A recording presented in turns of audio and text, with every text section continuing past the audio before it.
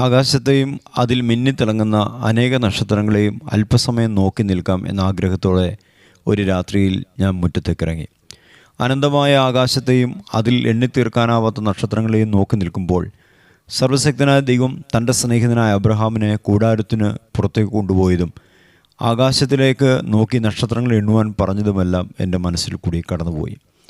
Abraham അന്ന് കണ്ട നക്ഷത്രങ്ങളൊക്കെ തന്നെയാകാം ഇപ്പോഴും ആകാശത്തുള്ളത് എന്ന് ചിന്തിച്ച് ഞാൻ ഓരോ നക്ഷത്രങ്ങളെയും ശ്രദ്ധയോടെ നോക്കി നിന്നു. പെട്ടെന്ന് അതിലൊരു നക്ഷത്രം അതിവേഗം ചലിക്കുന്നത് എൻ്റെ ശ്രദ്ധയിൽപ്പെട്ടു. സൂര്യനും ചന്ദ്രനും ഭൂമിയും മറ്റ് ഗ്രഹങ്ങളുമെല്ലാം അതതിൻ്റെ ഭ്രമണപഥത്തിൽ കൂടെ സ്വയം ചലിക്കുന്നു എന്നതുപോലെ നക്ഷത്രങ്ങൾക്കും ഭ്രമണപഥവും അതിൽ കൂടി അവ സ്വയം ചലിക്കുന്നുമുണ്ട്. എങ്കിലും ഭൂമിയിൽ നിന്നും നക്ഷത്രങ്ങളെ നോക്കുമ്പോൾ അവ ചലിക്കുന്നുണ്ടെന്ന് നമുക്ക് തോന്നുകയില്ല. ഭൂമിയുടെ ആകൃതിയും ഭ്രമണവേഗതയും നിമിത്തമാണ് അങ്ങനെയൊരു തോന്നൽ നമുക്കുണ്ടാകുന്നത്. ഇതൊരു ശാസ്ത്രീയ സത്യമാണ്. ആകാശത്ത് ഞാൻ കണ്ട ആ ചലിക്കുന്ന നക്ഷത്രം ഏതോ ഒരു വിമാനത്തിൻ്റെയോ അല്ലെങ്കിൽ ഒരു ബഹിരാകാശ പേടകത്തിൻ്റെയോ വെളിച്ചമായിരുന്നു. അതിവേഗം ചലിക്കുന്ന ആ നക്ഷത്രത്തെ ഞാൻ ശ്രദ്ധയോടെ നോക്കി നിൽക്കുമ്പോൾ പെട്ടെന്ന് എൻ്റെ മനസ്സിലേക്ക് മത്തായി സുവിശേഷം 2-ാം അധ്യായം 10-ാം വാക്യം വന്നു. അവർ കിഴക്ക് കണ്ട നക്ഷത്രം ശിശു ഇരിക്കുന്ന സ്ഥലത്തിന് മീതെ വന്ന് നിൽക്കുവോളം അവർക്ക് മുമ്പായി പോയിക്കൊണ്ടിരുന്നു. നക്ഷത്രം കണ്ടതുകൊണ്ട് അവർ അത്യന്തം സന്തോഷിച്ചു. അപ്പോൾ തന്നെ മറ്റൊരു ചോദ്യവും എൻ്റെ മനസ്സിൽ ഉയർന്നു വന്നു. വിദ്വാന്മാർ കിഴക്കുനിന്നും യെരുശലേമിലേക്ക് യാത്ര പുറപ്പെട്ടത് രാജാവായി പിറന്നവൻ്റെ നക്ഷത്രം കിഴക്ക് കണ്ടിട്ടായിരുന്നുവല്ലോ. അങ്ങനെയെങ്കിൽ വിദ്വാന്മാർ കൊട്ടാരത്തിൽ നിന്നും ഇറങ്ങി വന്നപ്പോൾ നക്ഷത്രം കണ്ടതുകൊണ്ട് അത്യന്തം സന്തോഷിക്കേണ്ട കാരണമെന്താണ്? ആ ചോദ്യത്തിന് ഉത്തരം ലഭിക്കേണ്ടതിന് മത്തായി എഴുതിയ സുവിശേഷം 2-ാം അധ്യായം 1 മുതൽ ശ്രദ്ധയോടും പ്രാർത്ഥനയോടും കൂടെ വായിക്കുവാൻ ആരംഭിച്ചു. യഹൂദന്മാരുടെ രാജാവായി പിറന്ന യേശുവിനെ കാണുവാൻ യെരുശലേമിലെത്തിയ വിദ്വാന്മാരെക്കുറിച്ച് അധിക വിവരമൊന്നും തിരുവെഴുത്തിൽ രേഖപ്പെടുത്തിയിട്ടില്ല. അവർ യെരുശലേമിന് കിഴക്കായുള്ള ഏതോ രാജ്യത്തുള്ളവരാണെന്നും നടന്നോ കഴുതപ്പുറത്തോ ഒട്ടകപ്പുറത്തോ യാത്ര ചെയ്താൽ 2 വർഷം കൊണ്ട് യെരുശലേമിൽ എത്താവുന്ന ദൂരത്തിൽ നിന്നുമാണ് അവർ വന്നതെന്നും തിരുവെഴുത്തിൽ നിന്ന് വ്യക്തമാകുന്നു. എന്നാൽ അവർ എത്ര പേരുണ്ടായിരുന്നുവെന്നോ അവരുടെ പേരുകൾ എന്തായിരുന്നുവെന്നോ തിരുവെഴുത്തിൽ രേഖപ്പെടുത്തിയിട്ടില്ല. അന്ന് യെരുശലേം ഭരിച്ചിരുന്നത് ഹേരോദാ ചക്രവർത്തിയായിരുന്നു. ഹേരോദാവ് എന്നത് ഒരു സ്ഥാനപ്പേരാണ്. ആ പേരിൽ അനേക ഭരണാധികാരികൾ റോമൻ സാമ്രാജ്യം ഭരിച്ചിരുന്നു. യഹൂദന്മാരുടെ രാജാവായി പിറന്നവനെ അന്വേഷിച്ചെത്തിയ വിദ്വാന്മാർ യെരുശലേമിലെത്തിയതോടെ വിവരം പട്ടണം മുഴുവനും അറിഞ്ഞു. ഹേരോദാ രാജാവും വിവരം അറിഞ്ഞു. അവൻ ജനത്തിൻ്റെയും മഹാപുരോഹിതന്മാരെയും ശാസ്ത്രിമാരെയും കൂട്ടിവരുത്തി അവർ രാജാവിൻ്റെ നേതൃത്വത്തിൽ തിരുവെഴുത്തുകളെ ശോധന ചെയ്തു. മികാ പ്രവാചകൻ എഴുതിയ യഹൂദിയ ദേശത്തിലെ ബെത്ലഹേമേ, നീ യഹൂദിയ പ്രഭുക്കന്മാരിൽ ഒട്ടും ചെറുതല്ല. എൻ്റെ ജനമായ ഇസ്രായേലിനെ മേയ്പ്പാനുള്ള തലവൻ നിന്നിൽ നിന്നും പുറപ്പെട്ടു വരും എന്ന് ബെത്ലഹേമിനെക്കുറിച്ച് നടത്തിയ പ്രവചനം അവർ രാജാവിനെ അറിയിച്ചു. മീകാ പ്രവചനം 5-ാം അധ്യായം 2-ാം വാക്യം വായിക്കുക. തുടർന്ന് രാജാവ് ആ വിദ്വാന്മാരെ വളരെ രഹസ്യമായി കൊട്ടാരത്തിലേക്ക് വിളിപ്പിച്ചു. നക്ഷത്രം വെളിപ്പെട്ട സമയം അവരോട് സൂക്ഷ്മമായി ചോദിച്ചറിഞ്ഞു. രാജാവ് അവരെ ബെത്ലഹേമിലേക്ക് അയച്ചു. ശിശുവിനെ കണ്ട ശേഷം ശിശു ഇരിക്കുന്ന സ്ഥലം ഏതെന്ന് കൃത്യമായി അറിയിക്കണമെന്നും തനിക്കും ശിശുവിനെ നമസ്കരിക്കണമെന്നും രാജാവ് വിദ്വാന്മാരോട് പറഞ്ഞു. ഹേരോദാവ് വിദ്വാന്മാരെ കൊട്ടാരത്തിലേക്ക് രഹസ്യമായി വിളിപ്പിച്ചത് ശിശു ഇരിക്കുന്ന സ്ഥലം ഏതെന്ന് കൃത്യമായി അറിഞ്ഞ ശേഷം ശിശുവിനെ കൊല്ലുക എന്ന പദ്ധതിക്കായിരുന്നു. ഹേരോദാ രാജാവിൻ്റെ ഈ ഗൂഢനീക്കത്തെ തിരിച്ചറിയാതെ വിദ്വാന്മാർ ബെത്ലഹേമിലേക്ക് പോകുവാൻ കൊട്ടാരത്തിൽ നിന്ന് ഇറങ്ങി. അപ്പോൾ പെട്ടെന്ന് അവരുടെ മുമ്പിലായി ആകാശത്ത് ആ നക്ഷത്രം പ്രത്യക്ഷപ്പെട്ടു. തിരുവെഴുത്ത് പറഞ്ഞു, നക്ഷത്രം കണ്ടതുകൊണ്ട് അവർ അത്യന്തം സന്തോഷിച്ചു. ഈ വിദ്വാന്മാരെക്കുറിച്ചും അവരുടെ യാത്രയെക്കുറിച്ചും വചനവിരുദ്ധമായ ഏറെ വ്യാഖ്യാനങ്ങൾ നിലവിലുണ്ട്.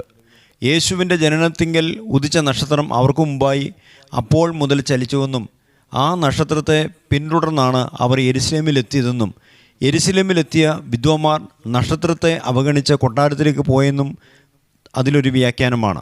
യേശു യഹൂദിയയിൽ ബെത്ലഹേമിൽ ജനിച്ചപ്പോൾ തന്നെ ഉദിച്ച നക്ഷത്രത്തിൻ്റെ പ്രത്യക്ഷത നിമിത്തമായി വിദ്വാന്മാർ യഹൂദന്മാരുടെ രാജാവിൻ്റെ ജനനത്തെ തിരിച്ചറിഞ്ഞു.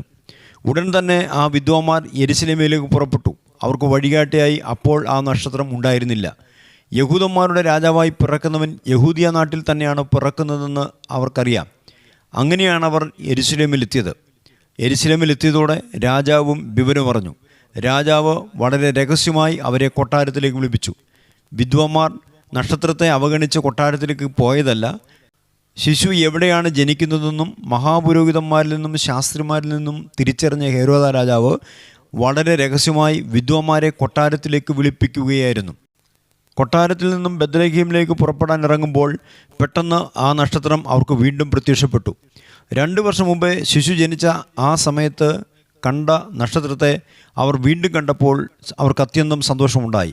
കൊട്ടാരം മുതൽ ബെത്ലഹേം പട്ടണത്തിൽ ശിശു ഇരിക്കുന്ന വീട് വരെ ആ നക്ഷത്രം അവർക്ക് മുമ്പായി വഴികാട്ടിയായി സഞ്ചരിച്ചു. ഈ വിദ്വാന്മാർ ഇസ്രായേൽ പൗരതയോട് ബന്ധമില്ലാത്തവരും വാഗ്ദത്തങ്ങളുടെ നിയമങ്ങൾക്ക് അന്യരും പരദേശികളുമായിരുന്നു. എങ്കിലും ഇസ്രായേലിൻ്റെ പ്രത്യാശയും വാഗ്ദത്വവുമായിരുന്ന യേശുവിൻ്റെ ജനനത്തെ അപ്പോൾ തന്നെ അവർ തിരിച്ചറിഞ്ഞു.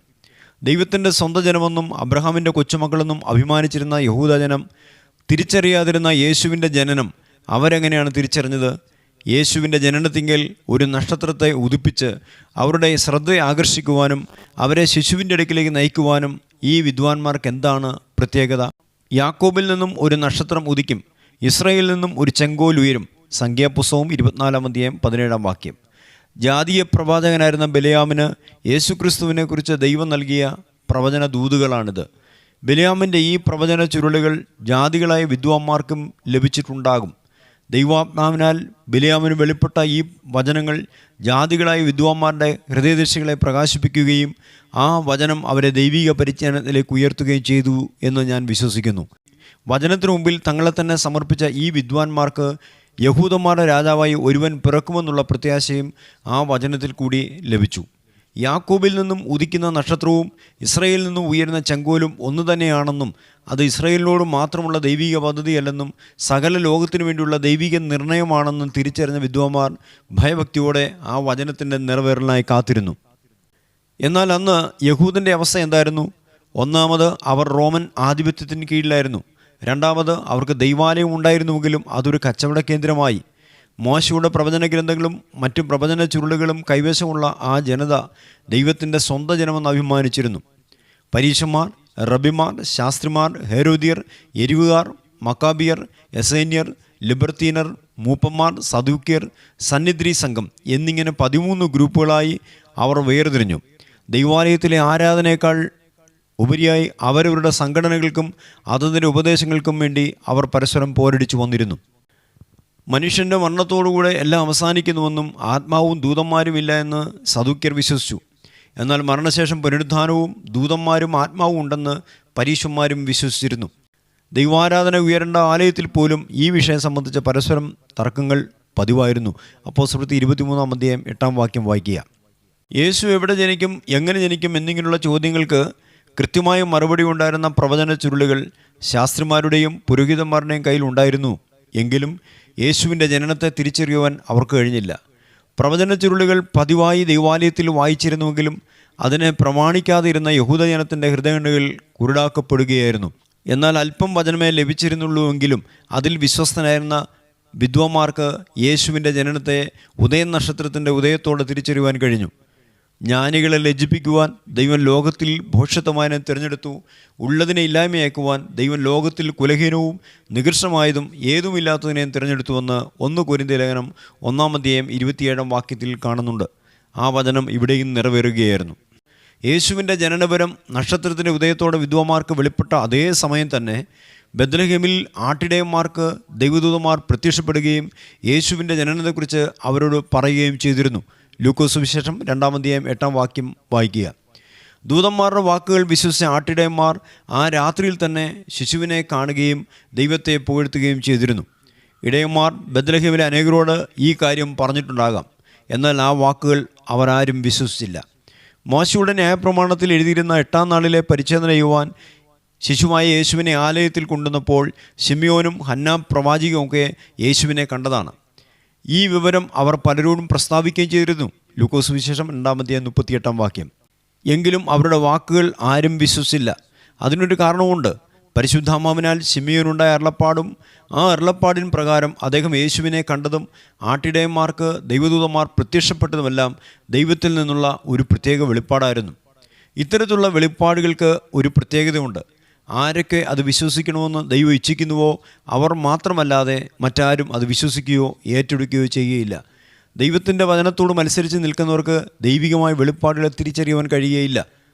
യേശു ജനിച്ചപ്പോൾ തന്നെ വിദ്വാന്മാർ അവിടുത്തെ നക്ഷത്രത്തെ കണ്ടു. അന്ന് തന്നെ അവർ ശിശുവിനെ കാണുവാൻ യാത്ര പുറപ്പെട്ടു. ആ യാത്ര ഏകദേശം 2 വർഷത്തോളം എടുത്തു. ഒടുവിൽ അവർ യെരുശലേമിലെത്തി. രാജാവ് അവരെ വളരെ രഹസ്യമായി കൊട്ടാരത്തിലേക്ക് വിളിപ്പിച്ചു. യഹൂദിയ ദേശത്തിലെ ബെത്ലഹേമിലാണ് യേശു ജനിക്കുന്നതെന്ന് രാജാവിൽ നിന്ന് അറിഞ്ഞ ഈ വിദ്വാന്മാർ അവിടേക്ക് പുറപ്പെടുവാൻ കൊട്ടാരത്തിൽ നിന്ന് പുറത്തിറങ്ങിയപ്പോൾ 2 വർഷം മുമ്പ് തങ്ങൾ കണ്ട നക്ഷത്രം അവർക്ക് വീണ്ടും പ്രത്യക്ഷപ്പെട്ടു. ആ നക്ഷത്രം അവരെ ശിശുവായ യേശുവിൻ്റെ അടുക്കൽ എത്തിച്ചു. ശിശുവിനെ അമ്മയായ മറിയയോട് കൂടെ കണ്ട് വീണ് അവനെ നമസ്കരിച്ചു. നൂറ്റാണ്ടുകൾക്ക് മുമ്പേ പ്രവാചകനായ ബിലെയാം പ്രവചിച്ച യാക്കോബിൻ്റെ ഉദയനക്ഷത്രത്തെ അവർ നോക്കിക്കണ്ടു, വീണു നമസ്കരിച്ചു. 2 വർഷം മുമ്പ് യേശുവിൻ്റെ ജനനത്തിങ്കൽ കണ്ട അതേ നക്ഷത്രം തന്നെയാണ് കൊട്ടാരം മുതൽ ശിശു ഇരിക്കുന്ന വീട് വരെ അവർക്ക് വഴികാട്ടിയായത്. ഈ നക്ഷത്രം കിഴക്കു നിന്നുള്ള യാത്രയുടെ ആരംഭം മുതൽ അവർക്ക് മുമ്പായി ചലിച്ചിരുന്നുവെങ്കിൽ ഹേരോദാവോ യെരുശലേം പട്ടണത്തിലെ ഏതെങ്കിലും ഒരു വ്യക്തിയോ അറിയാതെ വിദ്വാന്മാർക്ക് ശിശുവിനെ കണ്ടു മടങ്ങിപ്പോകാമായിരുന്നു. എന്നാൽ ദൈവിക പദ്ധതി അതായിരുന്നില്ല. കിഴക്ക് നിന്നും നക്ഷത്രം കണ്ട വിദ്വാന്മാർ യെരുശലേമിലെത്തിയതും പട്ടണത്തിലുള്ളവർ അവരുടെ വരവിൻ്റെ ഉദ്ദേശ്യത്തെ തിരിച്ചറിഞ്ഞതും വിദ്വാന്മാരെ കൊട്ടാരത്തിലേക്ക് രഹസ്യമായി വിളിപ്പിച്ചതിന് പിന്നിൽ ഒരു ദൈവിക പദ്ധതി ഉണ്ടായിരുന്നു.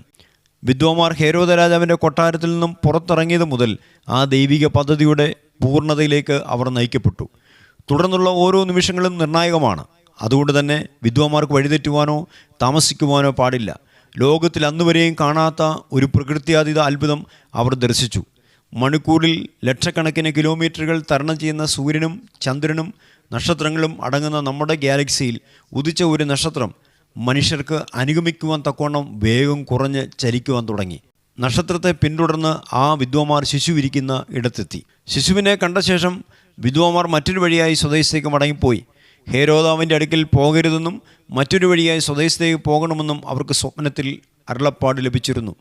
വിദ്വാന്മാർ തന്നെ കളിപ്പിച്ചുവെന്ന് തിരിച്ചറിഞ്ഞ ഹേരോദാവ് 2 വയസ്സും അതിന് താഴെ പ്രായമുള്ളവരായ മുഴുവൻ ആൺകുട്ടികളെയും വാൾ കൊണ്ട് കൊന്നുകളഞ്ഞു. ശിശുവിനെ കണ്ട വിദ്വാന്മാർ മഹാസന്തോഷത്തോടെ തങ്ങളുടെ ദേശത്തേക്ക് മടങ്ങിപ്പോയപ്പോൾ ബെത്ലഹേമിലും ആ പട്ടണത്തിൻ്റെ 4 അതിരുകളിലുമുള്ള അബ്രഹാമിൻ്റെ കൊച്ചുമക്കളുടെ വീട്ടിൽ നിലവിളി ഉയരുകയായിരുന്നു. റാമയിലൊരു ശബ്ദം കേട്ടു, കരച്ചിലും നിലവിളിയും തന്നെ. റാഹേൽ മക്കളെ ചൊല്ലിക്കരഞ്ഞു. അവർ ഇല്ലായകയാൽ ആശ്വാസം കൈക്കൊള്ളുവാൻ മനസ്സിലായിരുന്നു. യിരെമ്യാ പ്രവചനം 31:15 യിരെമ്യാവിൻ്റെ പ്രവചനം അപ്പോൾ അവിടെ നിറവേറുകയായിരുന്നു. തങ്ങളുടെ വാഗ്ദത്ത മശിഹ എവിടെ ജനിക്കും, എങ്ങനെ ജനിക്കും എന്നിങ്ങനെയുള്ള ചോദ്യങ്ങൾക്ക് വ്യക്തമായി ഉത്തരം നൽകുന്ന പുസ്തക ചുരുളുകൾ കൈവശമുണ്ടായിരുന്ന യഹൂദൻ തങ്ങളുടെ ദേശത്ത് മശിഹ ജനിച്ചിട്ടും അത് തിരിച്ചറിഞ്ഞില്ല. 2 വർഷത്തിനു ശേഷം ജാതീയ വിദ്വാന്മാർ നിമിത്തമായി അത് തിരിച്ചറിഞ്ഞപ്പോഴോ അവർ ഏറ്റവും താമസിച്ചുപോയി. അവരുടെ തലമുറകൾ കൊല്ലപ്പെട്ടു. ഇതിൽ കൂടെ ഒരു ശക്തമായ സന്ദേശം പുതിയ നിയമസഭയ്ക്ക് പരിശുദ്ധാത്മാവ് നൽകുകയാണ്. യേശുക്രിസ്തുവിൻ്റെ കന്യകാ ജനനത്തെക്കുറിച്ച് പറയുന്ന പ്രവചനങ്ങളെക്കാൾ എത്രയോ അധികം പ്രവചനങ്ങൾ അവിടുത്തെ മധ്യാകാശ വരവിനെക്കുറിച്ച് പറയുന്നുണ്ട്. കർത്താവിൻ്റെ വരവിങ്കൽ കാഹളങ്ങൾ ധ്വനിക്കും. ക്രിസ്തുവിൽ മരിച്ച സകല വിശുദ്ധന്മാരും ആദ്യം ഉയർത്തെഴുന്നേൽക്കുകയും തുടർന്ന് ജീവനോടെ ഇരിക്കുന്ന ദൈവമക്കൾ രൂപാന്തരം പ്രാപിക്കുകയും ചെയ്യുമെന്ന് തിരുവെഴുത്ത് പറയുന്നു. 1 തെസ്സലോനിക്യ ലേഖനം 4:16-17 ദൈവസഭകളിൽ 2 തരത്തിലുള്ള വ്യക്തികളുണ്ട്. ദൈവശബ്ദം കേട്ട് കർത്താവിനെ പൂർണ്ണ പ്രസാദമായി ജീവിക്കുന്നവരും ദൈവശബ്ദത്തിന് പ്രാധാന്യം കൊടുക്കാതെ ലോകപ്രകാരം ജീവിക്കുന്നവരുമാണവർ. ഇതിൽ ഒന്നാമത്തെ ഗണമാണ് ദൈവമക്കൾ. രണ്ടാമത്തെ കൂട്ടത്തെ സഭാമക്കൾ എന്ന് വിളിക്കാം. കർത്താവിൻ്റെ കാഹളനാദത്തിങ്കൽ ദൈവമക്കൾ രൂപാന്തരം പ്രാപിക്കും. എന്നാൽ പ്രാദേശിക സഭകളിലെ അംഗങ്ങളായിരുന്നുവെങ്കിലും ലോകപ്രകാരം ജീവിച്ചവർ രൂപാന്തരം പ്രാപിക്കുകയില്ല. അവർ തള്ളപ്പെടും. കർത്താവിൻ്റെ വരവിനും ദൈവമക്കൾ എടുക്കപ്പെടലിനും ശേഷം ലോകത്തിൻ്റെ നിയന്ത്രണം എതിർ ക്രിസ്തുവിൻ്റേതാകും. ലോകത്തിൻ്റെ നിയന്ത്രണം എതിർ ക്രിസ്തുവിന് ലഭിക്കുന്നതോടുകൂടി ഒരു പൈശാചിക ഭരണം ലോകത്തിൽ ആരംഭിക്കും. ആർട്ടിഫിഷ്യൽ ഇൻ്റലിജൻസ് പോലുള്ള അത്യാധുനിക ഉപകരണങ്ങളാലുള്ള ഭരണത്തിന് കീഴിൽ ഓരോ മനുഷ്യനും നിയന്ത്രിക്കപ്പെടും. ഓരോ വ്യക്തികളും എതിർ ക്രിസ്തുവിൻ്റെ മുദ്രയേൽക്കുവാൻ നിർബന്ധിതരാകും. ഈ മുദ്രയേൽക്കാത്തവർക്ക് വാങ്ങുവാനോ വിൽക്കുവാനോ കഴിയുകയില്ല. വെളിപ്പാട് പുസ്തകം 13:17 കർത്താവിൻ്റെ വരവെങ്കിൽ തള്ളപ്പെട്ടു പോയവരും ഈ മുദ്രയേൽക്കേണ്ടതായി വരും. മുദ്രയേൽക്കുന്നതോടുകൂടെ എതിർ ക്രിസ്തുവുമായി ഒരു ഉടമ്പടിയിലേക്ക് പ്രവേശിക്കുകയാണെന്ന് അവരിൽ ചിലർ തിരിച്ചറിയുകയും അത് ഏൽക്കാൻ അവർ വിസമ്മതിക്കുകയും ചെയ്യും. മുദ്രയേൽക്കാൻ തയ്യാറാകാത്തവർ എതിർ ക്രിസ്തുവിനാൽ പീഡിപ്പിക്കപ്പെടുകയും അതിക്രൂരമായി പീഡിപ്പിക്കപ്പെട്ട് കൊല്ലപ്പെടുകയും ചെയ്യും. യേശുക്രിസ്തുവിൻ്റെ ക്രൂശുമരണത്തിൽ വിശ്വസിക്കുകയും ജീവൻ്റെ പുതുക്കത്തിൽ നടക്കുകയും എന്നാൽ പിന്നീട് വിശ്വാസത്തിൻ്റെ നായകനിലുള്ള നിർമ്മലതയും ഏകാഗ്രതയും നഷ്ടപ്പെടുത്തിയവർ നിത്യജീവനിലേക്ക് കടക്കണമെങ്കിൽ ക്രിസ്തു ക്രൂശിൽ മരിച്ചതുപോലെ പീഡനങ്ങളേറ്റു മരിക്കേണ്ടി വരും. നിത്യജീവനിലേക്കുള്ള കൃപയുടെ വാതിലിനെ അലക്ഷ്യമാക്കിയവർ തങ്ങളുടെ ജീവനെ കൊടുത്ത് അത് വാങ്ങേണ്ടി വരും. എതിർ ക്രിസ്തുവിൻ്റെ മുദ്രയേൽക്കാതെ അവനാൽ പീഡിപ്പിക്കപ്പെട്ട് കൊല്ലപ്പെട്ടവരുടെ ആത്മാക്കളും നിത്യതയിൽ പ്രവേശിക്കും. വെളിപ്പാട് ദിവസം 20-4 പഴയ നിയമത്തിലെ ഓരോ സംഭവങ്ങളിൽ കൂടെയും ദൈവാത്മാവ് പുതിയ നിയമസഭയ്ക്ക് മുന്നറിയിപ്പ് നൽകുന്നുണ്ട്. ഇത് ദൃഷ്ടാന്തമായി അവർക്ക് സംഭവിച്ചു, ലോകാവസാനം വന്നെത്തിയിരിക്കുന്ന നമുക്ക് ബുദ്ധി ഉപദേശത്തിനായി എഴുതിയുമിരിക്കുന്നുവെന്ന് 1 കൊരിന്ത്യർ ലേഖനം 10-12 കാണുന്നുണ്ട്. ദൈവത്തിൻ്റെ വചനത്തിൽ നിന്നും അകന്ന ഇസ്രായേൽ ജനം 13ഓളം ഗ്രൂപ്പുകളാകുകയും ഓരോ ഗ്രൂപ്പുകൾക്കും ഓരോ ഉപദേശങ്ങളും അതിനുവേണ്ടിയുള്ള തർക്കങ്ങളും അവരെ ദൈവത്തിൽ നിന്നും ഏറെ അകറ്റുകയായിരുന്നു. ഇത് നമുക്കും ഒരു ബുദ്ധി ഉപദേശത്തിനായി എഴുതപ്പെട്ടിരിക്കുന്നത് തന്നെയാണ്. മലാക്കി പ്രവാചകൻ്റെ ശുശ്രൂഷാകാലത്തിനു ശേഷം ഏകദേശം 400 വർഷങ്ങളോളം ഇസ്രായേലിൽ ദൈവിക ഇടപെടലുകൾ അപൂർവമായി. ദൈവത്തിൻ്റെ വചനങ്ങളെ അലക്ഷ്യമാക്കി അവർ പിന്നീട് റോമൻ ആധിപത്യത്തിന് കീഴിലായി. ഇത് ഇന്നുള്ള ദൈവജനത്തിനും ഒരു മുന്നറിയിപ്പാണ്. ഏതെങ്കിലും ഒരു പ്രാദേശിക സഭയിൽ അംഗമായിരിക്കുമ്പോഴും നമ്മിൽ ദൈവത്തിൻ്റെ വചനം വസിക്കേണ്ടതുണ്ട്. വചനത്തിൻ്റെയും ആത്മാവിൻ്റെയും നടത്തിപ്പിൽ നിന്നും അകലുമ്പോഴാണ് സഭാ സംഘടനകൾക്കും അതിൻ്റെ ഉപദേശങ്ങൾക്കും വേണ്ടിയും നാം പരസ്പരം പോരടിക്കുന്നത്, വാദങ്ങൾ ഉയർത്തുന്നത്. നിങ്ങളിൽ വചനം വസിക്കുന്നുവെങ്കിൽ നിങ്ങൾ ക്രിസ്തുവിൻ്റെ ആത്മീക ശരീരത്തിലെ അംഗമാണ്. വചനം വസിക്കുന്നില്ല എങ്കിലോ നിങ്ങൾ ഏതോ ഒരു പ്രാദേശിക സഭാ സംഘടനയുടെ അംഗം മാത്രമാണ്. യെരുശലേം കൊട്ടാരം മുതൽ ബെത്ലഹേം പട്ടണം വരെ ഏകദേശം 10 കിലോമീറ്റർ ദൂരമുണ്ട്. അത്രയും ദൂരം ആ നക്ഷത്രം വിദ്വാന്മാർക്ക് വഴികാട്ടിയായി അവർക്ക് മുമ്പായി സഞ്ചരിച്ചു. കൊട്ടാരം മുതൽ ബെത്ലഹേം പട്ടണം വരെയുള്ള ഈ യാത്ര പകലാണോ രാത്രിയിലാണോ എന്ന് വ്യക്തമല്ല. പകലിലാണെങ്കിൽ സൂര്യനെ വെല്ലുന്ന ശോഭയിൽ ആ നക്ഷത്രം പ്രകാശിച്ചിട്ടുണ്ടാകും. രാത്രിയിലാണെങ്കിൽ മറ്റ് നക്ഷത്രങ്ങളെക്കാൾ തേജസ്സോടെ ആ നക്ഷത്രം മിന്നിത്തിളങ്ങിയിട്ടുണ്ടാകും. ആകാശത്തിലെ നക്ഷത്രങ്ങളെ നോക്കി കാര്യങ്ങളെ ഗണിക്കുക എന്നത് വചനവിരുദ്ധമായ ഒന്നാണ്. എന്നാൽ വിദ്വാന്മാർക്ക് വെളിപ്പെട്ട ആ നക്ഷത്രം വചനത്തെ വിശ്വസിച്ച് കാത്തിരുന്നവർക്ക് വേണ്ടി ദൈവത്താൽ ഉദിപ്പിക്കപ്പെട്ട നക്ഷത്രം തന്നെയാണ്. യാക്കോബിൽ നിന്നും ഉദിക്കുന്ന നക്ഷത്രത്തെ കാത്തിരുന്ന ആ വിദ്വാന്മാർക്ക് ആ നക്ഷത്രം ഒരു ദൈവിക വെളിപ്പാട് തന്നെയായിരുന്നു. നിങ്ങൾക്ക് ലഭിച്ചത് അല്പമേ ഉള്ളുവെങ്കിലും ഇരുണ്ട സ്ഥലത്ത് പ്രകാശിക്കുന്ന വിളക്ക് പോലെ അതിനെ കരുതിക്കൊണ്ടാൽ നന്ന്. ദൈവവചനത്തെ പ്രമാണിക്കുന്ന നമ്മിൽ പ്രകൃത്യാതീതമായ ഒന്ന് സംഭവിക്കാൻ പോകുകയാണ്. ഉദയനക്ഷത്രം ഉദിക്കുമ്പോൾ നാം രൂപാന്തരപ്പെടും.